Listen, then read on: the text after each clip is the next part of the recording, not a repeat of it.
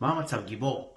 אם אתה נמצא בנקודה שבה אתה מחפש קריירה יצירתית, מעניינת, מאתגרת ובעיקר מתגמלת, אני ממליץ לך לראות את הסרטון הזה עד הסוף. אני אהוד, אני הבעלים של קבוצת מגן. עיקר העבודה של קבוצת מגן הוא פרויקטים באלומיניום, פרגולות, גדרות וחיפויים.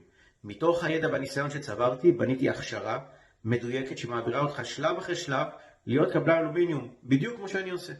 כל מה שאתה צריך לעשות, קודם כל, הוא להשאיר כאן פרטים מתחת לסרטון הזה, ונציג שלנו יחזור אליך, ייתן לך את כל הפרטים על ההכשרה.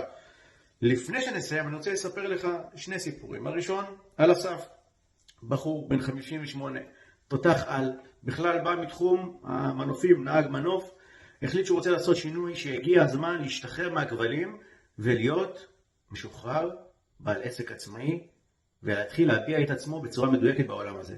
אסף עשה כאן את ההכשרה, במפגש השלישי כבר, הוא אפילו לא סיים את ההכשרה, אמר לי, אהוד, אני רוצה לעשות פה 2 שיחות טלפון, להגיע אל לקוח ולראות מה קורה. עשה 2, 3, 4 שיחות טלפון, הגיע ללקוח, סגר פגישה ב-33,000 שקל. זה אסף.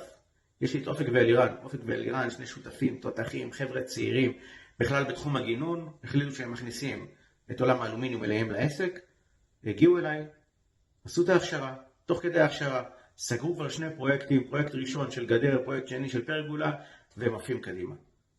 אז אני מאמין שהבנת מה אני מנסה להסביר לך פה. פשוט חבל על הזמן.